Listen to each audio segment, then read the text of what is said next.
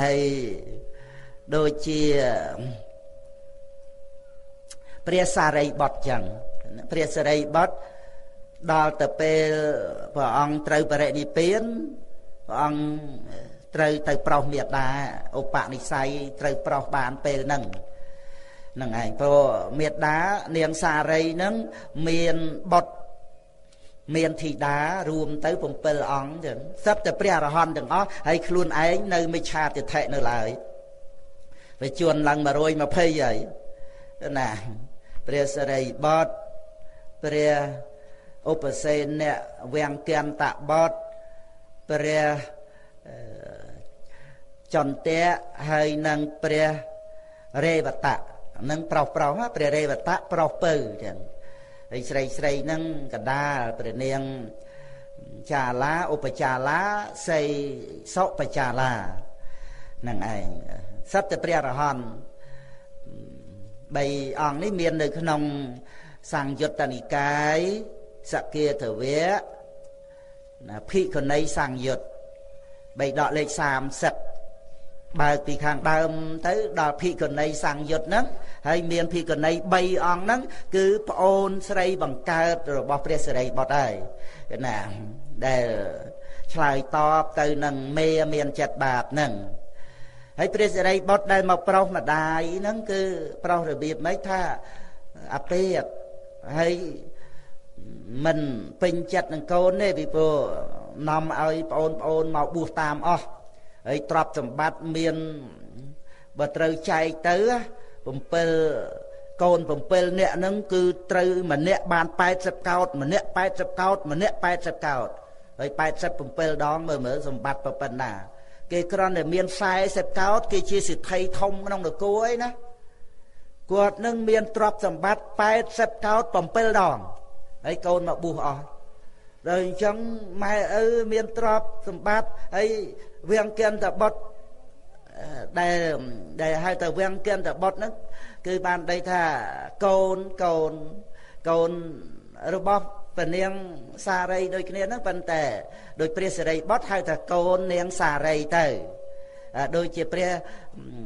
ឧបសេនៈហៅថាឧបសេនៈវាំងកន្តបុត្រទៅ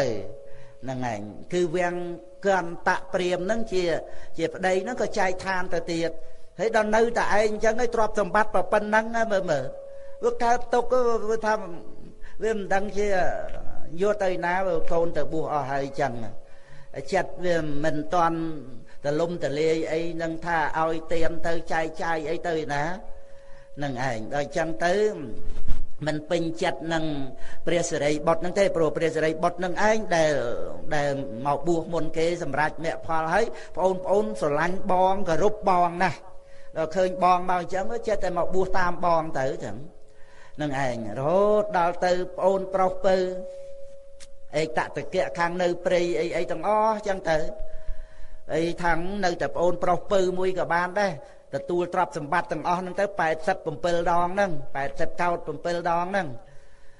ហើយខំរៀបការឲ្យកូនប្រុសពៅតាំងពីអាយុ7ឆ្នាំចាប់រៀបការឲ្យស្រេចរៀបការដូចថាតំណាក់តំណងអីចឹងទៅវាជាប្រពៃណីមួយផងដែរដូចខ្លះក៏ចងតឡងគ្នាតាំងពីកូនក្នុងផ្ទៃអីចឹងទៅបើថាយើងកូនប្រុសកូនស្រីអីចឹងណាហើយនេះគឺថាភ្ជាប់គ្នាចាប់រៀបការធ្វើពិធីតាំងពីអាយុ7ឆ្នាំ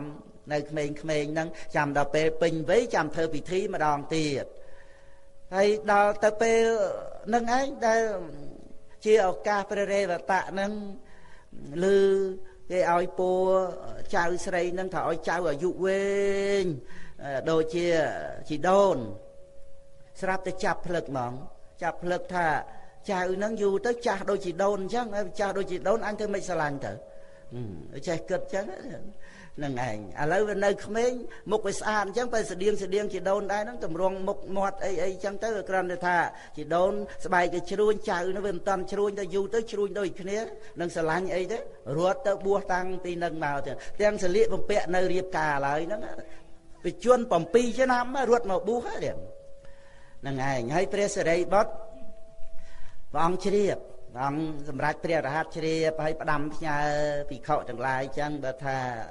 ប្អូននឹងរត់មកបួសហ្នឹងក៏ឲ្យបួសផងទៅចឹងទៅណារឿងរ៉ាវយើងស្ដាប់ទៅសិក្សាទៅច្រើនចឹងទៅគ្រាន់តែរំលឹកប៉ុណ្ណឹងហើយព្រះសិរីបុត្រហ្នឹងទៅក៏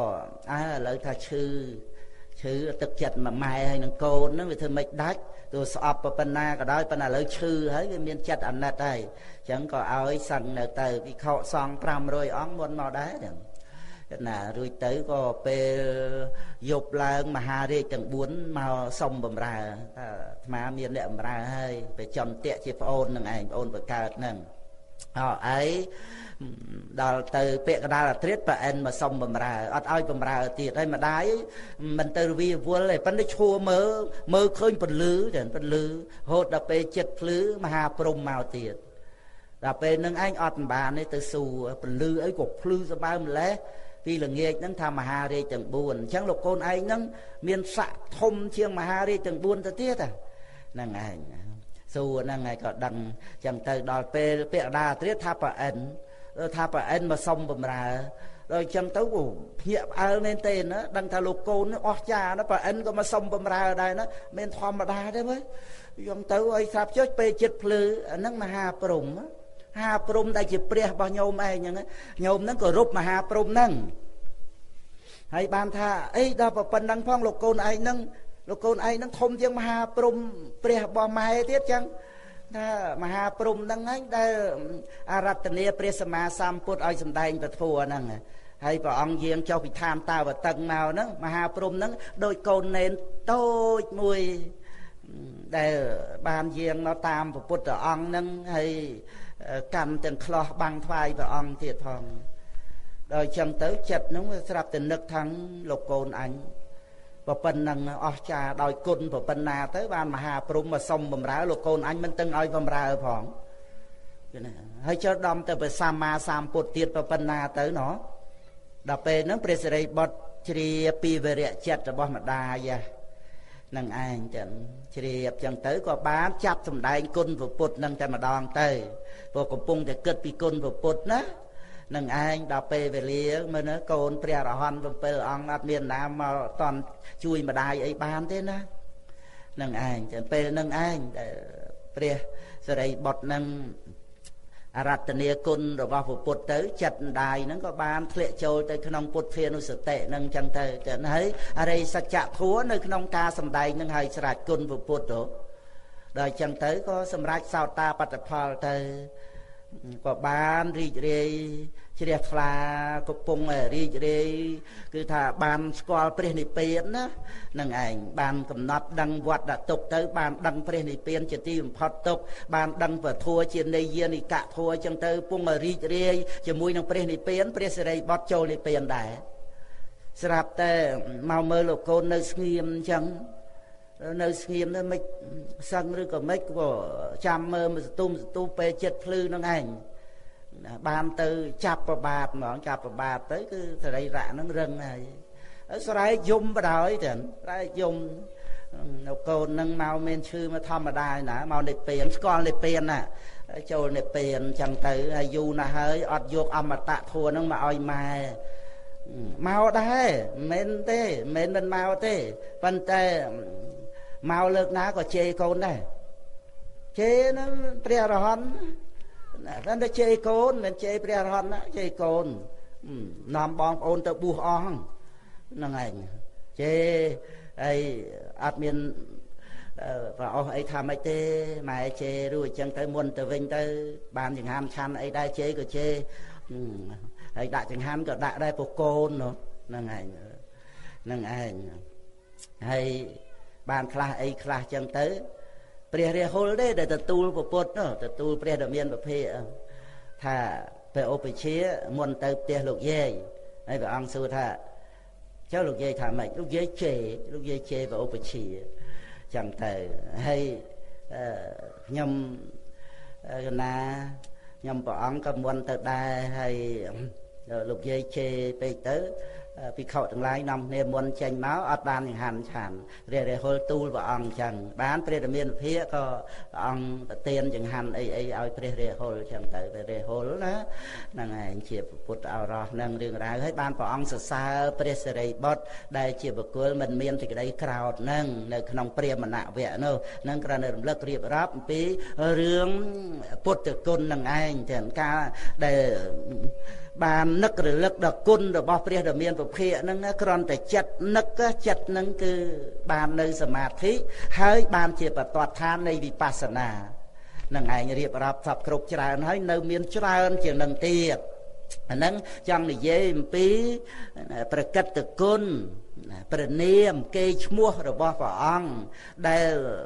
ស្ថិតនៅរហូតមកដល់ពុទ្ធបរិស័ទយើងនឹងឯងបាននៅសទ្ធាដល់ព្រះពុទ្ធពធព្រះសង្ឃនឹងគឺដោយសារព្រះនាមរបស់ព្រះអង្គនឹងណា